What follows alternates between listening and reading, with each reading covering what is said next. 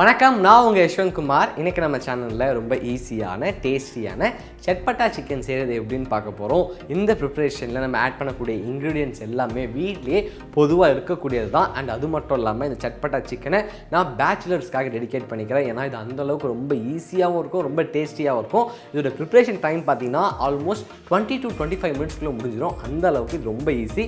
இப்போ இதுக்கு தேவையான இன்க்ரீடியன்ட்ஸ் அதை எப்படி செய்கிறது அப்படின்றத பார்க்கலாம். சட்பட்டா சிக்கன் கிரேவி செய்கிறதுக்காக ஒரு பவுலில் 500 கிராம் அளவு சிக்கனில் 2 டேபிள் ஸ்பூன் அளவு இஞ்சி பூண்டு விழுது, தேவையான அளவு உப்பு, 1 டீஸ்பூன் அளவு மஞ்சள் தூள், 2 டேபிள் ஸ்பூன் அளவு மிளகாய் தூள், அரை டீஸ்பூன் அளவு சீரகத்தூள், அரை டீஸ்பூன் அளவு மிளகுத்தூள், 2 டேபிள் ஸ்பூன் அளவு மல்லித்தூள், 20 ml அளவு தயிர், 1 டீஸ்பூன் அளவு எலுமிச்சை சாறு சேர்த்துக்கிறேன். இப்போ ஒரு இன்க்ரீடியண்ட்டோட இன்னொரு இன்க்ரீடியன்ட் நல்லா கம்பைன் ஆகிற அளவுக்கு இதை நல்லா மிக்ஸ் பண்ணிக்கோங்க.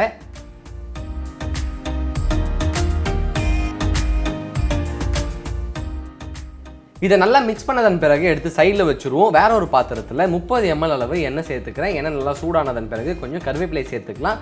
கருவேப்பிலை நல்லா பொரிந்து இதில் இருக்கக்கூடிய மனம் நல்லா வெளியில் வந்ததன் பிறகு நம்ம மேரினேட் பண்ணி வச்சுருந்த சிக்கன் இடத்துல சேர்த்துக்கலாம். மறுபடியும் இதை ஒரு வாட்டி நல்லா மிக்ஸ் பண்ணிக்கோங்க.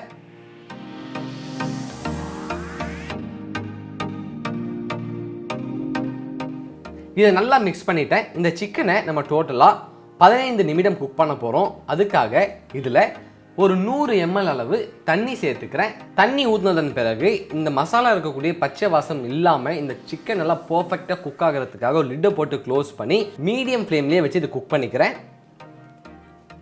ஒரு 15 நிமிடம் வரைக்கும் இந்த கிரேவி நல்லா கொதிச்சிருச்சு. இப்படி கலர் பாருங்கள், பார்க்கும்போதே நல்லா பிரைட்டாக சாப்பிடணும் போல் இருக்குது. இதை ஒரு வாட்டி மறுபடியும் நல்லா மிக்ஸ் பண்ணிக்கலாம்.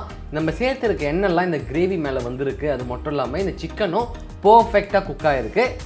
இதை ஒரு வாட்டி நான் நல்லா கிளறி விட்டுட்டேன். கிளறி விட்டதன் பிறகு 1 டீஸ்பூன் அளவு டொமேட்டோ கெச்சப் சேர்த்துக்கிறேன். கூடவே நல்ல ஒரு மனம் கொடுக்கறதுக்காக சிறிதாக நறுக்கிய கொத்தமல்லியை மேலே தூவி விட்டுக்கலாம். கடைசியாக ஒரு முறை இதை கிளறி விட்டுக்கலாம்.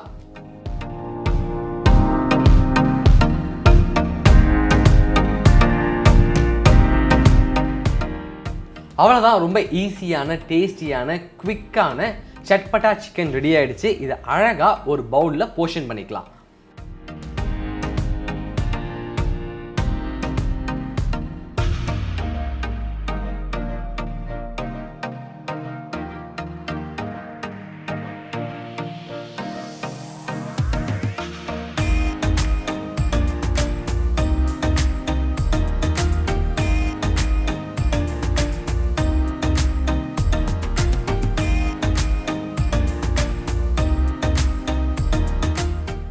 ரொம்ப ஈஸியான டேஸ்டியான சட்பட்டா சிக்கன் ரெடி ஆகிடுச்சு. இந்த ரெசிபி உங்களுக்கு பிடிச்சிருக்கும்னு நம்புகிறேன். நீங்கள் வீட்டில் ட்ரை பண்ணி பாருங்கள். ட்ரை பண்ணி பார்த்துட்டு உங்களுடைய ஃபீட்பேக்கை கீழே கமெண்ட் பண்ணுங்கள். இதே மாதிரி இன்னொரு சூப்பர் ரெசிபியோட நான் சந்திக்கிறேன். And then bye from Yashwant.